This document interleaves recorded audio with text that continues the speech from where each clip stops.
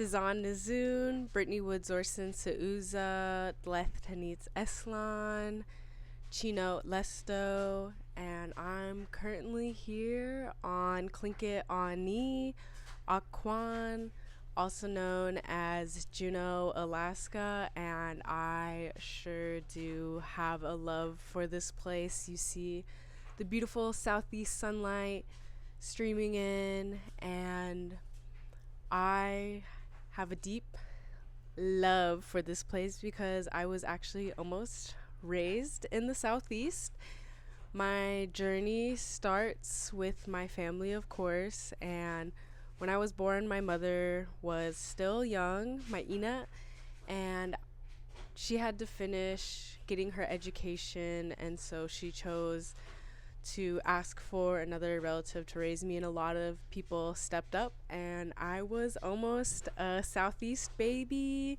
I would have had my Tlingit uncle and my Koyukon Denè auntie, and they still have so much love for me, and that is a huge theme throughout my entire life of the people who have supported me, who have influenced me, impacted me, been a part of making my own story so rich. And so that is why I want to host this beautiful online space that I'm going to call Indigenous Excellence, thriving under all conditions, living our best lives. And so my own journey actually starts in Rampart, Alaska, along the Yukon River. Those are my traditional homelands. I also have relations in Tanana, Manly, Stevens, all up and down the river. You are all my cousins. A beautiful thing in my life. I am so proud. I was raised in the village. I am a certified village baby. No running water, no school, no hospital, outhouses, dirt roads, all me, baby. And my grandparents raised me with all my aunts and uncles. I am the oldest, and so special shout out to my oldest Native daughters and all oldest daughters, and I'm the oldest grandchild, so extra special shout out to those with that shared story. Being the oldest can be tough, but the biggest blessing it had was I was able to grow up with great grandparents, 4 of my great grandparents, my grandparents and uncles. I was first years of my life hanging out with 70, 80, 90-year-olds on the regular. When my parents had to go to town to get 3 months of groceries at a time, I was dropped off at my great-grandma Lizzie's to be taken care of. My mom's siblings, they would always drive me around town on 4-wheeler or snow machine, maybe drag me in a sled so that I could visit all my family members. People would pick me up. So with that being all I knew in my first years of life, that gave me such a strong sense of self, and I've always wanted everyone around me to feel that way, to feel so loved and supported. On top of that, I was raised eating my traditional foods. I seen my family harvesting salmon, moose, birds, picking berries. It has made me who I am. I know where my ancestors come from. When it was getting time for me to start school, the state ended up shutting down many village schools because there wasn't enough funding, which displaced hundreds, if not thousands, of Alaska Native people in the late 90s and early 2000s. So my family had to make the tough decision to either move to another village with limited resources or move to the city. So I ended up going to Fairbanks, those first years were tough. I always wanted to be back in the village. I even thought, if Christopher Columbus never came here, I would be on the land right now, which is a wild thought for someone that is like 9 years old. And my mom said the first time we returned home, to get to my village, it's a 3-hour drive to Yukon River Bridge, and it's a 2-hour boat ride down the river.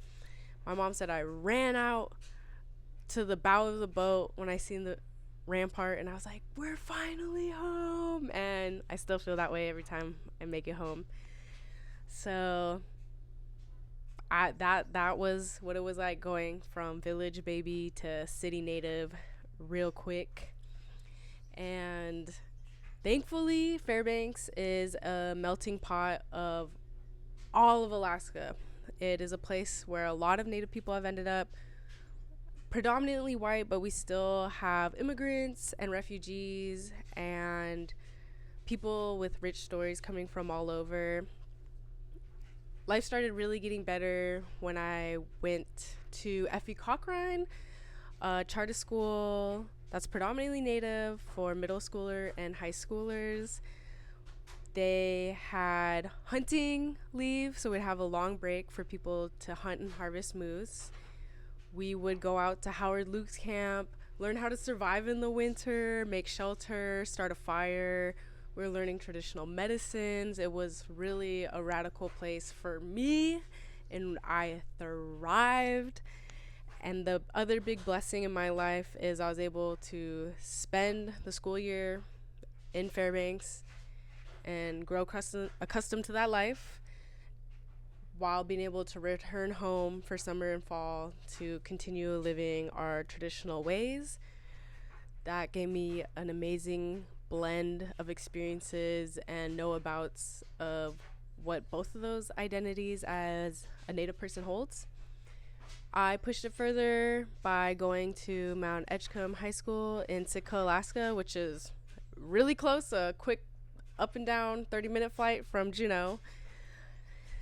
And it's also another predominantly Native boarding school in Alaska. There is a history of, during the TB epidemic, a lot of Native kids went there for medication, turned into BIA school, and just been a long history. And it's now this amazing place where a lot of native leaders graduate. And I knew I wanted to go there from a young age. I heard stories, I seen yearbooks from my family before, along with VHS yearbooks from my mom. And one of the first times I watched it, I immediately decided that's where I'm going.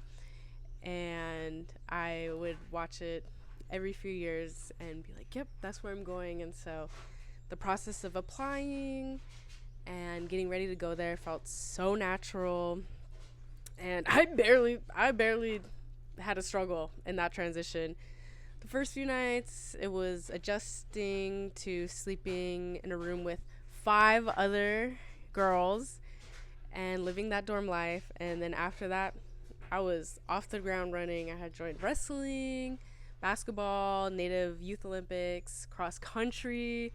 I was in Battle of the Books, National Honor Society, LEADS, which is leadership, volunteering, LEADS, that acronym, and joining the Athabascan dance group. Some of my many now lifelong friends come from Mount Edgecombe, and my love for Alaska grew from my family to my village to my region, then the entire state. After I went there, I loved sharing stories and exchanging cultural exchanges all the time with the students I was going to school with. And there was only 400 students. When I graduated, 80 so students were 4-year seniors.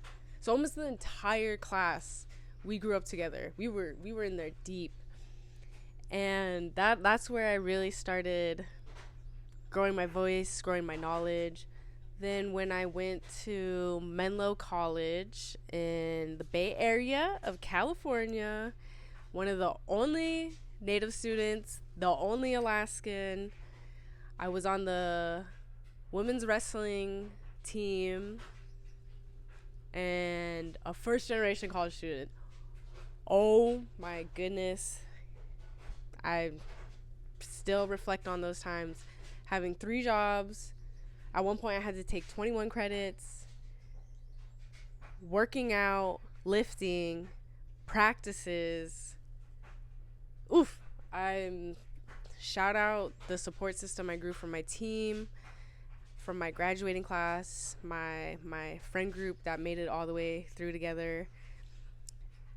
The amazing part of going to Menlo was it was an international school, and it was a lot of athletes, and it was less than 1,000 students. So I grew this global awareness in an intimate setting while being in the Bay Area, the hyphae of it all.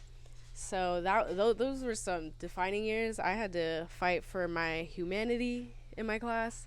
I became an ally, an accomplice, a support to so many communities outside of my own, and people became supporting and loving and caring of this Alaskan Native baby.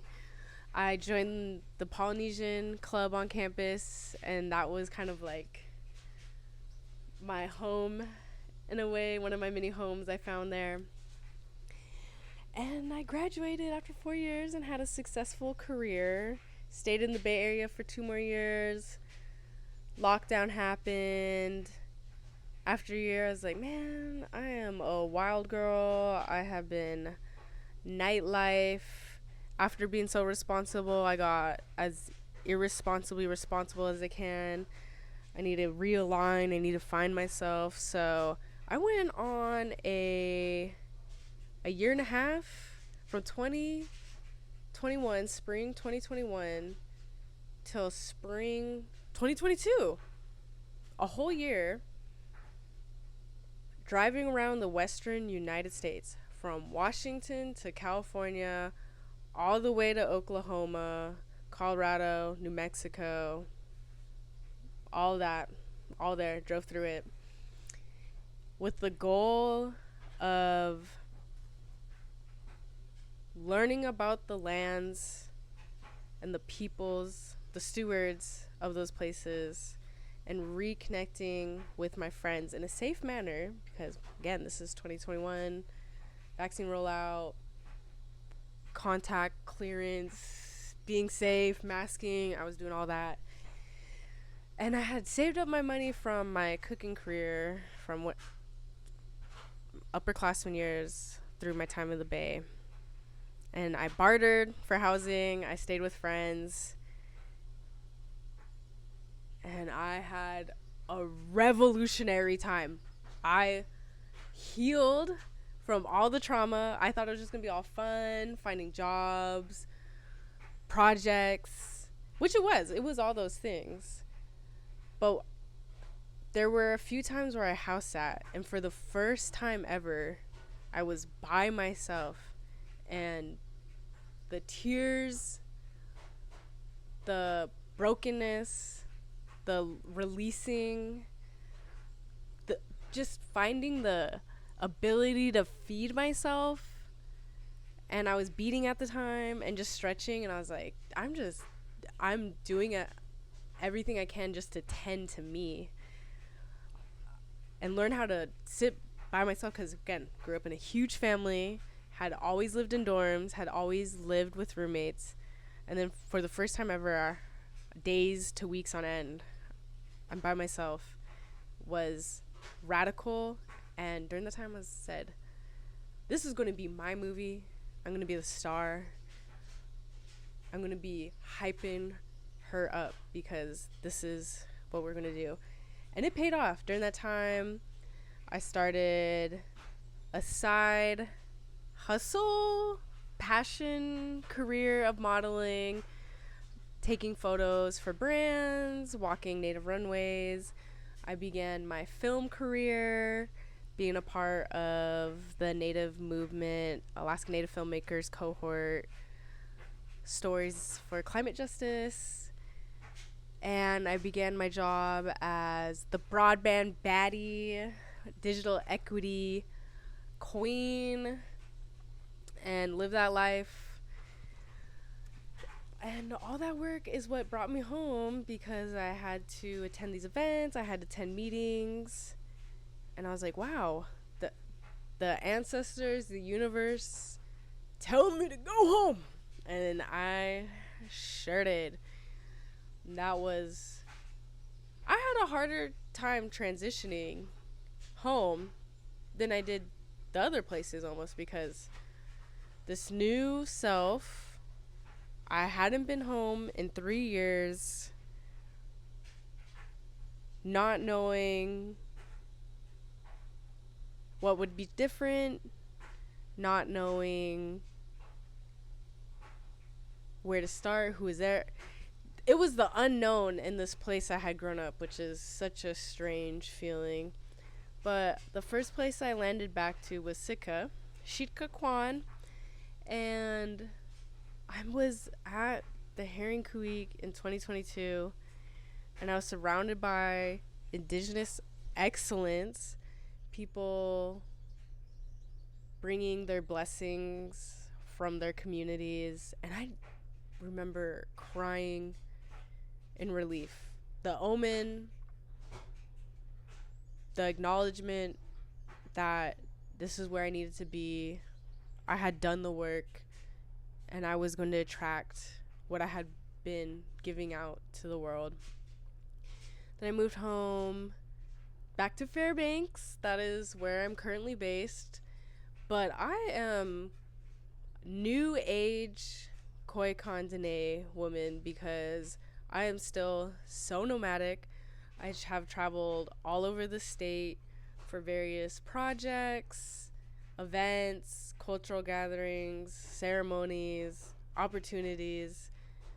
Still going out of state, meeting international community in Fairbanks, going to Mexico, Guatemala. All of this to say, everything that I have explained, the people I have brought up, the groups of people I have brought up, is the reason, intention, purpose, why on this podcast. I have been beyond blessed on my journey because of who's been on it with me, who I don't believe in coincidence, who I have been brought to, who have been brought to me, who I've been brought together with, the stories I have heard, the stories I've been privileged and honored to hear. I wanted to uplift, share, document, store, record knowledge and experiences of people I admire greatly, who I see as healthy, who I see as the future, who I see as remembering forward, which is a term I learned when moving back home from the Alaska Just Transition, the process of bringing our ways, traditions, practices from the past, from our ancestors into the future. So all things existing at once. And I'm now diving deeper into my film career. I recently gave my first keynote at a healing gathering, which was, oh my goodness. I just was decided to share my own healing and be extremely vulnerable, and it ended up being mostly a room of elders and people from the villages, and I got a standing ovation. I knew I'd be so nervous, so I wrote it all down, everything I wanted to say, because I knew my mind would scramble, and I just wanted to get it to the point, make sure I said everything. And so I did. And one of the uncles after the speech, he was hyping me up. He's saying how good I did. And right after, he said, "One day you'll do it traditional, no paper." And I was thinking, geez, uncle, first keynote, I'm not all sacred like you. So that is what I'm hoping to strengthen on this speaking journey as well. Zoning in, getting into the sharing, public speaking skill set, along with strengthening my storytelling as I dream of bigger projects. So if you've listened this far, on a baasee, thank you. I hope that you see my future guests. I have so many lined up. I've been actually recording for almost a year at this point. I hope when you listen to their stories, you get the strength and self-reflection and ideas in the way that I have, and experience the joy and realness and vulnerability that I have felt. And I am getting so giddy. I can't believe I'm finally getting to this point myself. And I'm just so happy and blessed. I just keep saying blessed. Brittany is blessed. That is the truth. That is what it is. I have to give so many shout outs to all the family and relatives that have been on my journey so far, that have gotten me to this point of who I am, in my confidence, in my joy, in my knowledge. And I would like to thank the Native Movement Comms team, my crew. They encouraged, listened, gave feedback, went back and forth in helping me start this online space that I have been curating in my mind for so many years, and have took the step in the last year to now here, and got a little investment on these cute little baby mics. I love to say baasee to all my friends that I have talked about this with, to my friends that I have interviewed so far. I will finally be sharing their story, and I would like to send out the offer of speaking with me on this platform. If you ever meet me in person, if we have the time, if the space, the energy, this is the people's platform. I want this to be an archives, a living memory, a timeless space for conversations. That is the dream. So last thank yous of this beautiful April evening. Till the next time, keep living your best life.